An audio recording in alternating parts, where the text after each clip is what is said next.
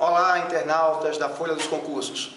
Meu nome é Fernando dos Anjos e, como vocês sabem, nós trabalhamos o conceito de atualidades, né?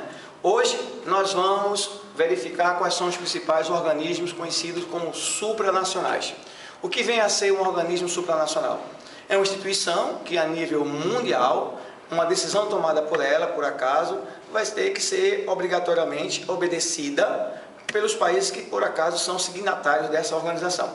Nós temos aqui uma lista dessas organizações. Evidentemente, a mais importante é a ONU, que é a Organização das Nações Unidas, né? Daqui a pouco nós vamos detalhar com melhor qualidade.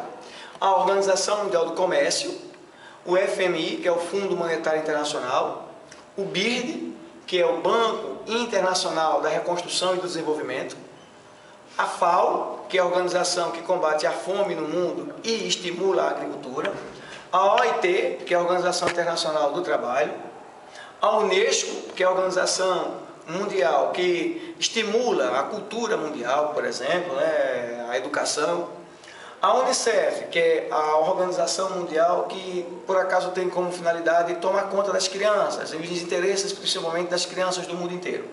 O PNUD, que é o Programa Nacional, Programa das Nações Unidas para o Desenvolvimento, que é aquele que mede o IDH, né? A OTAN, que é a Organização do Tratado do Atlântico Norte, que muita gente pensa que é uma organização econômica, mas na verdade é uma organização militar. A OPEP, que é a Organização dos Países Exportadores de Petróleo, que controla a produção e a distribuição do petróleo no mundo.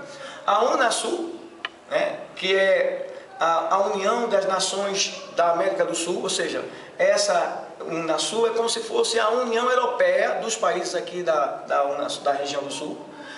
A OMS, que é a Organização Mundial de Saúde, que é aquela que tem como finalidade promover as políticas internacionais de saúde, e a OEA, que é a Organização dos Estados Americanos, que é como se fosse a ONU de todos os países da América, evidentemente. Bom, é importante lembrar que essa relação de organismos supranacionais, nós não vamos poder falar de todos. Eu escolhi alguns, evidentemente, e que o aluno deve, claramente, em casa, procurar pesquisar e procurar mais detalhes. Nós precisamos deixar claro que essas organizações, elas também são conhecidas como organismos de controle, ou seja, quem participa dela está submetido ao controle que ela exerce sobre aquela nação. Neste caso, eu escolhi o Banco Mundial, escolhi o FMI e a OMC para que a gente possa esclarecer aqui hoje. Por exemplo, o Banco Mundial, conhecido como BIRD, né? O FMI, juntos, eles foram criados numa cidade americana conhecida como Bretton Woods, no ano de 1944. Foi aqui que nasceu o Sistema Monetário Internacional. Para que isso? Para evitar crises como aquela de 1929. Então, o mundo resolveu criar um modelo econômico que evitasse crises como aconteceu a de 1929. O Banco Mundial ele tem uma finalidade. A finalidade dele é fomentar. O que é fomento? Fomento é incentivo, ou seja, você incentiva o progresso das nações financiando projetos para essas nações. Que tipo de projetos você pode financiar? Um porto, uma ferrovia, um projeto ambiental, uma determinada universidade. Se há um projeto e é encaminhado para o Banco Mundial, se o projeto tem viabilidade, o banco empresta o dinheiro para aquele projeto. Então, está confirmado que o fomento foi exercido. Aqui no Brasil, nós temos um banco com essa característica, que é o BNDES. Banco Nacional de Desenvolvimento Econômico e Social é um banco de fomento. Além do Banco Nacional, nós também temos os bancos regionais. Por exemplo, aqui no Nordeste você tem o Banco do Nordeste. Na Amazônia você tem o Banco da Amazônia. Isto é fomentar. Nunca confundir o Banco Mundial com o FMI. O FMI ele tem uma outra proposta. Qual é a proposta do FMI? É de que o empréstimo do dinheiro que se faz às nações que por acaso o procuram se dá de outra maneira. Se ele é um fundo, tem país que coloca dinheiro e tem país que tira dinheiro. Quem coloca dinheiro nesse fundo é credor ao fundo. Quem retira dinheiro desse fundo é devedor ao fundo. Quem são os maiores credores do Fundo Monetário Internacional? Os países do G7. Os americanos têm aproximadamente 17% das cotas, ou seja, De cada 100 dólares que nesse momento está no fundo, 17 são americanos. E quem está pedindo dinheiro emprestado ao fundo são exatamente aqueles países que estão passando por uma situação de crise. Geralmente são países subdesenvolvidos que vão ao fundo solicitar recursos. Quando você solicita o recurso, o dinheiro que chega a você não chega de toda uma situação única. Ele chega em cotas. Essas cotas serão liberadas mediante o cumprimento de metas. Quais são as principais metas que as nações subdesenvolvidas têm que cumprir para que possam receber as sucessivas cotas? Por exemplo, uma das metas mais famosas é o tal do superávit primário. E o que é o superávit primário? É a conta mais fácil de uma nação. É a diferença entre a arrecadação, ou seja, os impostos dessa nação, e suas despesas. Ou seja, quando uma nação vai ao FMI, ela tem que provar ao FMI que sua conta é positiva. Por exemplo, é o que está acontecendo agora com a Grécia. A Grécia foi ao FMI, pediu dinheiro emprestado, o FMI exigiu da Grécia contas superavitárias. Para que isso aconteça, tem que haver um enxugamento muito poderoso nas suas contas. Contas públicas, pagamento de impostos devem ser aumentados, para que possam exatamente ter no final do exercício, no final do ano, condições de receber a segunda cota, a terceira cota e assim terminar o empréstimo que por acaso tanto precisa. Não esquecer que uma outra meta que o FMI exige é que a inflação desse país seja considerada uma inflação baixa. E para se manter a inflação baixa, geralmente a política adequada que se usa é a política de juros altos. No Brasil, o Banco Central é ele que tem a finalidade de estipular a política de juros. No caso, esses juros são chamados de taxa Selic. Essa taxa Selic, ela é a taxa básica de juros que vai exatamente nortear o sistema financeiro do país durante o período de uma reunião e outra do órgão encarregado chamado Copom. Então, como é isso? A cada 30 dias, o Copom se reúne e decide qual é a política, qual é o valor dos juros daqueles próximos 30 dias.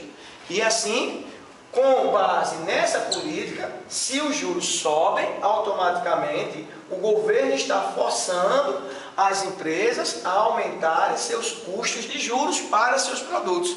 Automaticamente os produtos ficam mais caros no comércio e a demanda e a procura por esses produtos diminui. Quando a procura diminui, automaticamente as lojas também vão manter pelo menos os seus preços equilibrados, evitando assim a inflação. Lado bom disso, a inflação está contida.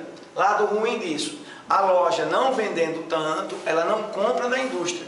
E não comprando da indústria, a indústria não tem o que vender, demite os funcionários. Os funcionários vão para as suas casas, para as ruas. Sem salário, automaticamente eles não compram também os produtos nas lojas. E esse ciclo vicioso gera o que é chamado de redução do crescimento econômico. Então, numa política onde você tem os juros altos, geralmente é para frear a economia, que é o que está acontecendo nesse momento no Brasil. O Brasil está, no ano de 2011, com uma política de ascensão dos juros de taxa básica, no caso a taxa Selic, visando reduzir a pressão inflacionária que existe nesse momento. Lado bom, você tem a inflação contida. Lado ruim, o Brasil cresce menos do que poderia crescer e isso gera desigualdade social ainda maior. Então, nós já sabemos o que é o Banco Mundial, agora nós já tivemos também a informação do que é o FMI. Nesse momento, nós vamos comentar um pouco sobre a OMC. A OMC é a Organização Mundial do Comércio.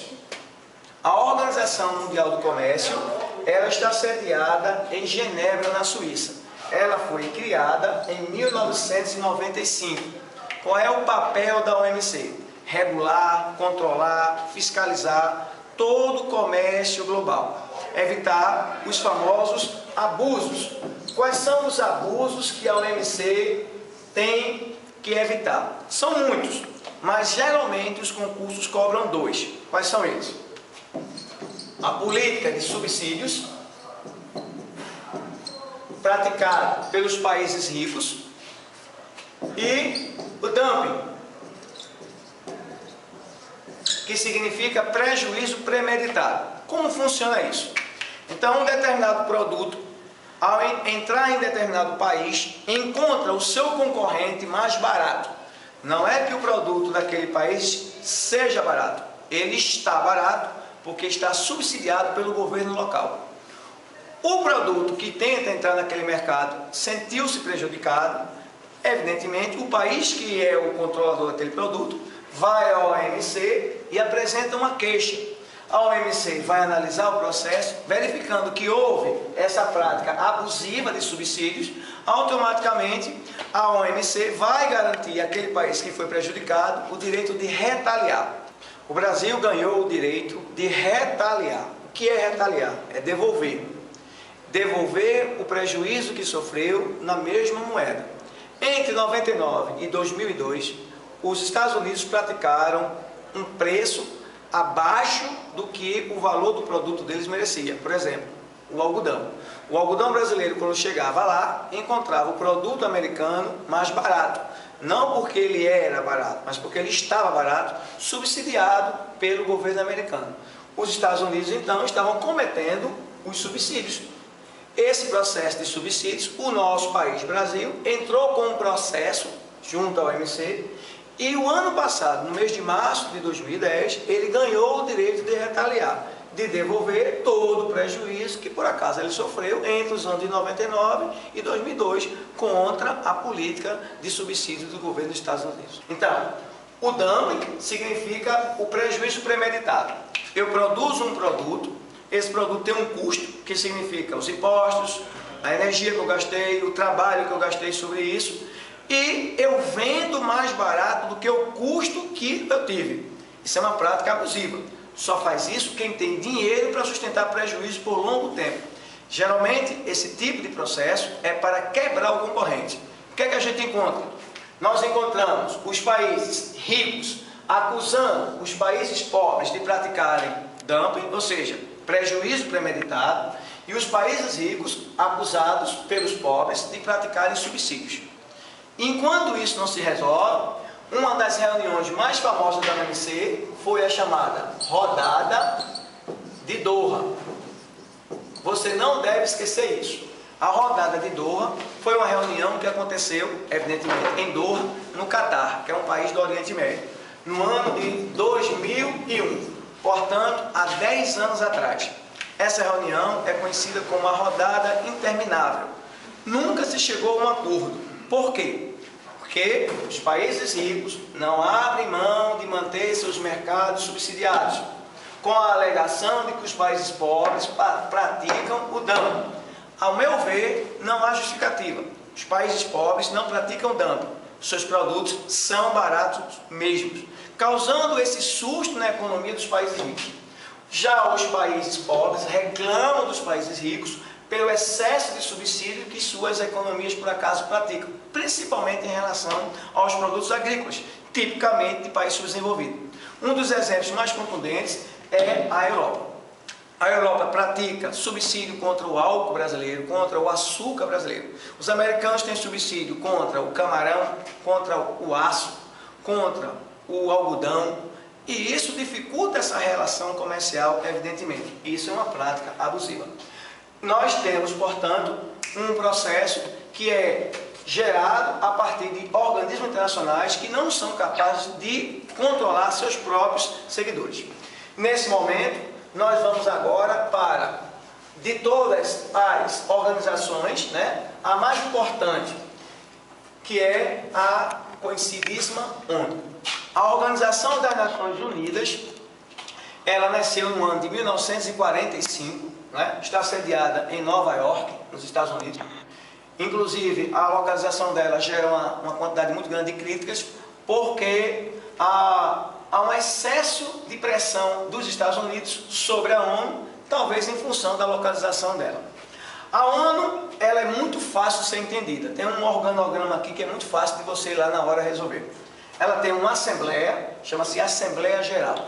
A Assembleia Geral da ONU acontece uma vez no ano, geralmente é no final de setembro e começo de outubro, ou em casos excepcionais, como aconteceu agora no mês de julho, com o reconhecimento do país novo, né, o país de número 193 da ONU, que é o novo país chamado Sudão do Sul, por exemplo.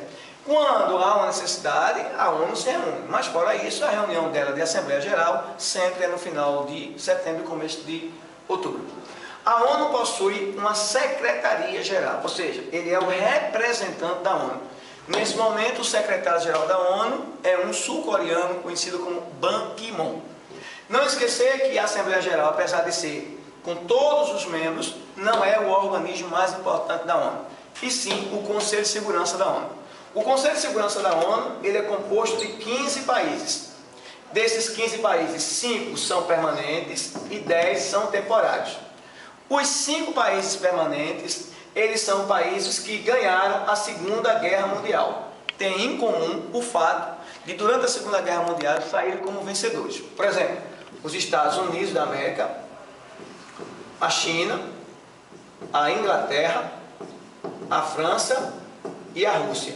Eles têm um poder muito importante, que você não pode errar lá na hora, chama-se poder de veto. O que significa isso? Se esses 10 países, conhecidos como temporários, com mandato de 2 anos, aprovarem uma resolução dando sim, e se esses 5 aqui disser não, é não. Então, 5 tem o poder de destruir, de impedir o voto de 10. Né? Dando à ONU, então, uma grande dúvida. Por que existia um conselho em que 5 manda em 10? Mas só o tempo que vai gerar, evidentemente, um equilíbrio. Equilíbrio esse que é tentado através de 4 nações que solicitam a entrada no Conselho Permanente. O Brasil, a Índia, o Japão e a Alemanha formam os 4 países que lutam para entrar no Conselho de Segurança da ONU. Há uma imensa resistência para que isso aconteça, principalmente por parte da China em relação ao Japão. Principalmente em relação à Alemanha, né, por conta da história dela na Segunda Guerra Mundial.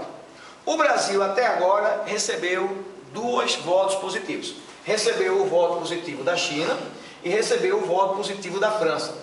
Recentemente tivemos a visita aqui ao Brasil do presidente Obama. Foi solicitado a ele abertamente, né, um apoio público dos Estados Unidos, mas ele não, por enquanto, não tomou nenhuma decisão e deixou isso para o futuro, se vai ou não permitir a entrada do Brasil no Conselho de Segurança. Enquanto o Brasil não consegue o apoio de todos os 5, o Brasil tenta fazer a sua parte, enviando para o Haiti as chamadas forças de paz. E o que significa isso? São os capacetes azuis, aqueles soldados, né, que são designados pelo Conselho de Segurança para resolver geralmente problemas políticos graves em que nações não estão equilibradas. O caso do Haiti. Se o Brasil conseguir arrumar essa casa conhecida como Haiti, ele ganha pontos para entrar no Conselho de Segurança da ONU. E isso aí só o tempo vai dizer se nós vamos conseguir esse ponto aí de entrar no Conselho de Segurança da ONU. Um outro órgão também que você não pode deixar de saber é a Corte Internacional de Justiça. A Corte Internacional de Justiça é conhecida como o Tribunal de Haia. Haia é uma cidade da Holanda e nessa cidade se encontra a mais importante corte de justiça humana. Então, se um processo não consegue ser resolvido dentro de um país, é levado esse processo para a Corte Internacional de Justiça e lá vai se julgar. Se não conseguir aqui, então não há mais instância, né, no mundo para se julgar aquele processo. Essa Corte Internacional de Justiça, ela não é reconhecida pelos Estados Unidos. Até porque, se os americanos reconhecem a Corte de Haia, eles vão ser réu em vários casos. Na África, na América Central, em vários lugares do mundo, eles vão ter que responder pelos atos que eles cometem em relação a determinadas situações. Um dos exemplos é a famosa prisão de Guantánamo. Guantánamo é uma prisão que existe na ilha de Cuba, né? Na prisão lá de Cuba. E esse processo de criação se deu a partir da queda das duas torres. A base militar, é preciso deixar isso bem claro, já existia desde o século XX, mas a prisão na base foi criada pelo governo Bush. Quando as torres caíram, o presidente Bush resolveu então levar para Cuba prisioneiros dos países que por acaso ele tinha invadido, que é o caso do Iraque, por acaso do Afeganistão. E esses prisioneiros estão até hoje na base de Guantánamo.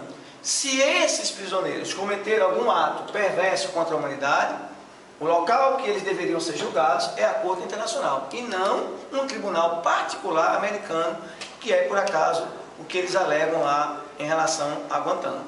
Então, nós temos aqui uma prova de que as Nações Unidas significam, com certeza, o mais complexo, né? O mais importante, até porque os organismos internacionais que estão citados naquela lista ali, grande parte deles, fazem parte da ONU. Por exemplo, a Organização Internacional do Trabalho, a FAO, a Unesco, a OMS, o FMI, a Unicef, o Banco Mundial, são órgãos ligados ao que eles chamam de Conselho Econômico e Social. Pouca gente sabe que esses organismos são vinculados à ONU, ou seja, para que você possa ser beneficiado com os investimentos do Banco Mundial, para que você possa ser socorrido pelo dinheiro do FMI, você tem que ter vínculo com a ONU. Por exemplo, agora com a criação desse país chamado de Sudão do Sul, ele vai passar a ter direito de receber todos esses benefícios. A OIT vai se preocupar mais com ele, a FAO vai se preocupar com a sua agricultura e assim sucessivamente. Ok? Espero ter ajudado e nós nos encontramos em breve com outro assunto relevante de atualidades. Muito obrigado.